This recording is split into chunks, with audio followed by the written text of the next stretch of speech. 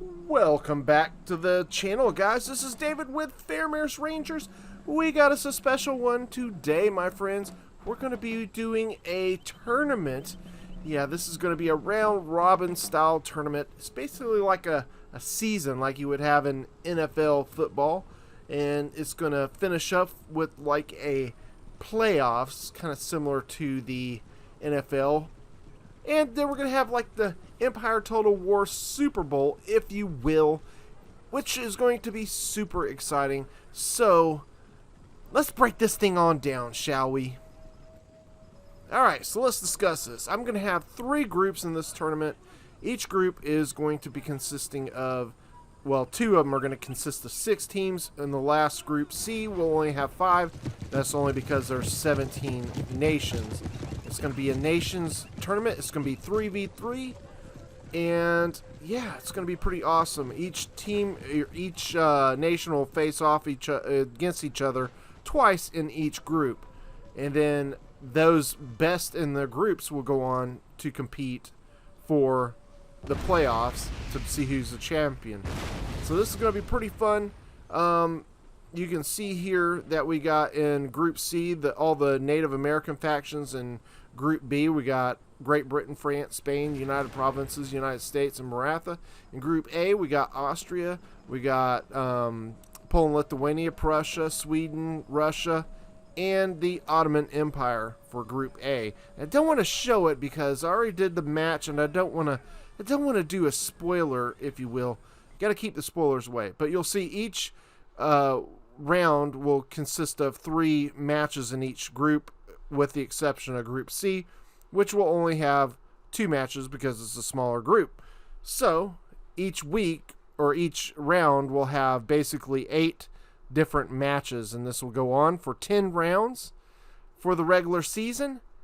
Oh, I don't want to show that. There's a spoiler up there. And then we'll accumulate which teams have the best record to see who goes on to the playoffs, and then ultimately see who gets to the Super Bowl of Empire Total War, if you will.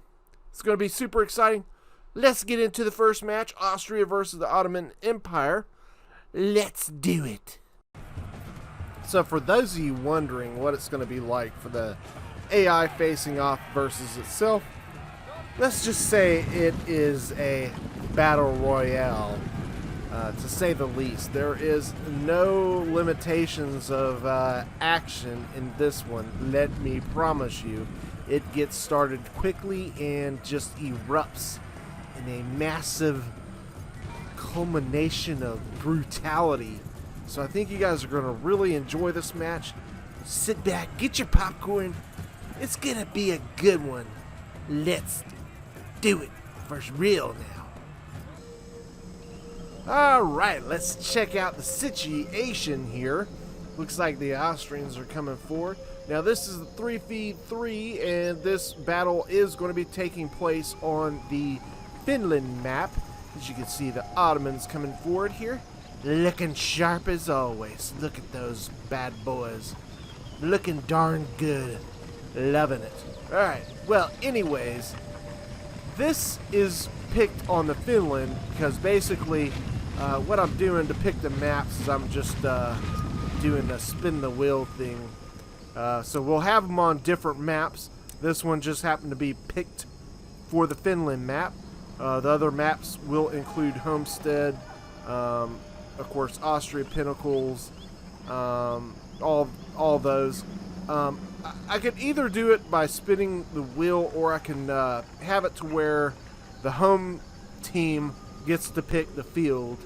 I think I might actually go that route because, for example, Austria might want to pick the Austria Pinnacles because it'll be more favorable to them, and the Ottomans might want to pick the Syrian Ridge. Obviously, it'll be more suitable for them. So I think that's how we're going to do it from this point forward after this one, and I think that will be a pretty darn good way of kind of making it. So the home team gets to pick where they fight at, what map it will, if you understand. And then the championship will be on a neutral field. maybe we'll determine all that later. But anyways, getting into the action right away, the Delhi Cavs going at it with the Light Dragoons, and the Austrian Light Dragoons just shot themselves in the back, killing almost half of his men here. That was a catastrophe, but the Ottomans are responding with a nice charge with some melee cav, and getting their Delhi Cav up close, getting a point-blank shot on them. So the Austrians are taking some loss on cav, although the Ottomans did already lose a Delhi Cav. You can see here the Ottomans are pushing a lot of their army from the top of the map down to the center, as they had a couple of their Delhi Cav go through the valley, and they're sending a few other units. Over here in the center of the bottom of the half of the map, looks like the Ottomans are, most of their army is massed up in the center, and only at, what, 2 units over there on the flank? 3, 4 units on the flank. The Austrians are bringing a little bit more. They got at least 6 units here they're bringing to the flank. So the Ottomans are getting a nice little quick lime on that Austrian guard there. Took them down pretty nicely. Almost got 20 of them. Looks like the Austrians also are getting their artillery set up. Sadly, in the worst possible position. We'll see if the Ottomans will take out the artillery. Pretty crazy move there by the Austrians, but the Ottomans are getting right after it, boy. They're not playing around in this one. They're getting right down into the down and dirty with the melee, and that's definitely not going to be an advantage for the Austrians. But the Austrians got their art working pretty nice. We'll see if that plays a part in this one. Looks like the Delhi Cav are coming at them pretty strong, and oh my god, we got some flying Austrians. It's like a amusement park here. Guys are going flying everywhere. Austrians are really getting it taken to them here in the center. They need to do something to reinforce, but they are taking the flank. I don't know what the Grinzers are doing here particularly, but they do have an advantage, and they're sweeping around through the woods. But I don't know if they got enough units here versus all these Ottoman units. A lot of these are just Austrian lines as well. I don't think they're going to be able to handle up against these Ottoman units. Ottomans are bringing Nizam cadets and a lot of great units. See some Chiaros back there. Got the Cav. That guy's head looks like it's broken.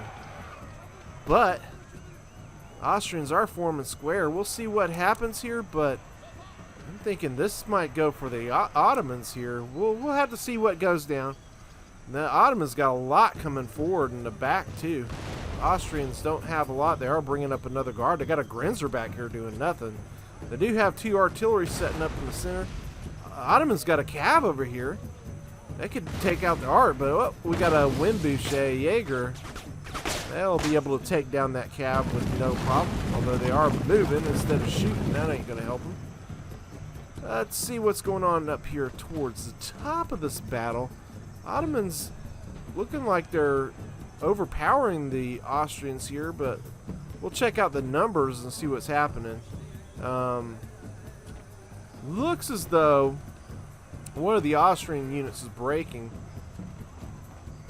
They are bringing up a Cairo Janissary as a support, but looks like the Austrians took the valley region. Now the Wimboos are starting to lay down fire here in the center of the battlefield too. That's going to put some fire down on the Ottomans, and you can see the Austrians have 4 units routing off the battlefield. That's not good for them, especially with all those Ottoman units there in the center bringing forward. This is going to be kind of a pretty big massacre, it looks like. I don't know. Some of these Austrian units could come back and rejoin the battle.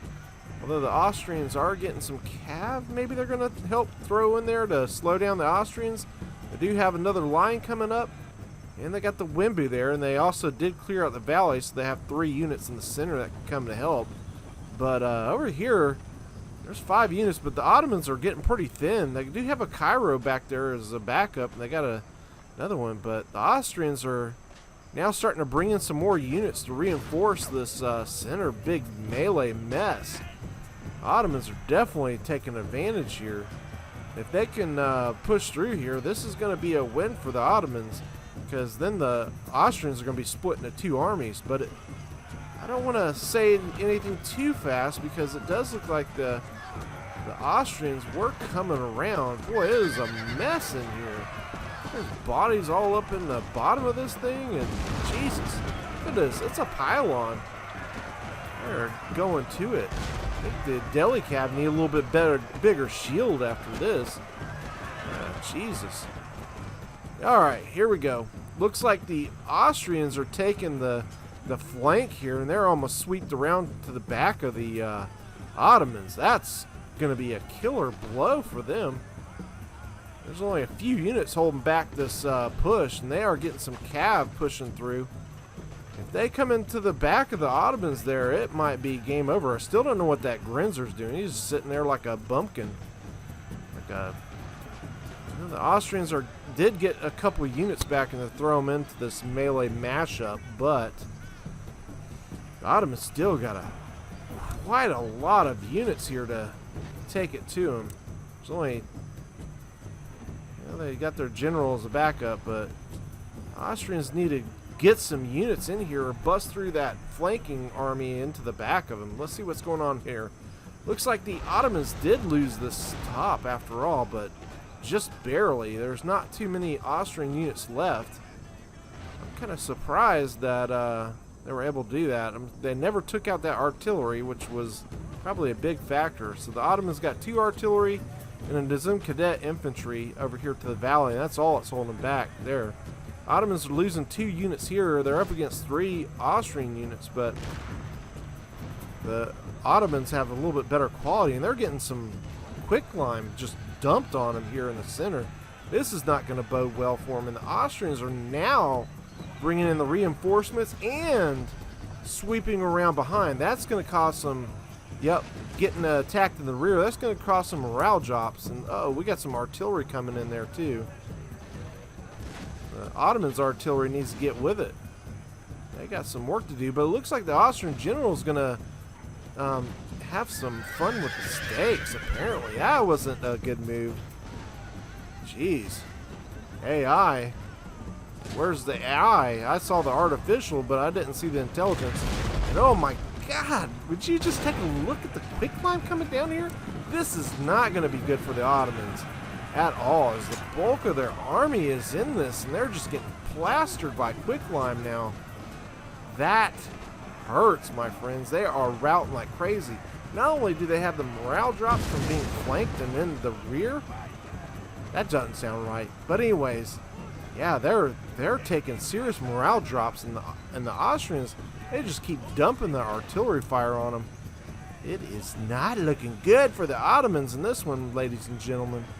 Not looking good at all. So we'll see here. We'll take a look at this artillery just plastering them down. This is just brutal. I think there's not going to be much options left for the Ottomans in this one. Yeah, they're starting to break. It's pretty much a done deal. Now with that army breaking, there's nothing to stop the Austrians from taking out their artillery. Did look like one of the Ottoman units did come back here, taking out artillery, but it's too little too late, and he's already starting to break. So that looks like it's a wrap. Austrians are going to take this one hand over fist. Let's check out the results. Wait, hold on there. Before we check out the results, let's take a look at this battlefield. My God. There is just bodies laden everywhere. You can see where all the fighting took place. It was just in a few spots. AI ain't jacking around, man. They went after it. So, yeah, the Austrians flanked all the way behind them with their artillery and everything. This is just a crazy situation. All right, now let's check out the results. Okay, so the results are in, and the Austrians claim a victory on the home field advantage, and they took it to them. Army 1 got over 1,400 kills.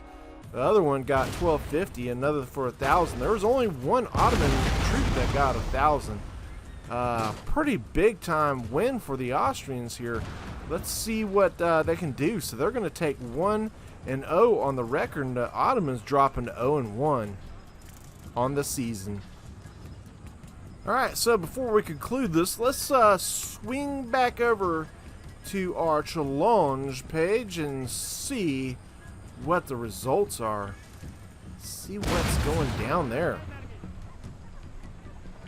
Alright, so let's take a look here. The Ottomans are going to come in with a 0-1 record. They ended up getting 27-36 in kills, and the Austrians came in 1-0, and they are sitting with 37-68 kills. Now, this is how this thing's going to break down each week. You know, obviously, if you win the battle, you get a win, but we're going to keep track of their points, which the points will be a point for every kill that they get, and that can be a tiebreaker just in case we have some ties here before it's all said and done. Now, if you're an Ottoman fan, don't fret, my friends. The Ottomans will get a rematch against the Austrians to try to even up this match. It will be all the way in round 6, where the Ottomans get the home field advantage to try to even this thing up against the Austrians. And something tells me if the Ottomans have the Syrian Ridge as a home field advantage, it's going to be pretty tough for the Austrians with their lower morale to take it to them. So we'll have to see how that plays out, but don't count the Ottomans out just yet. This thing is far from over, my friends, far from over.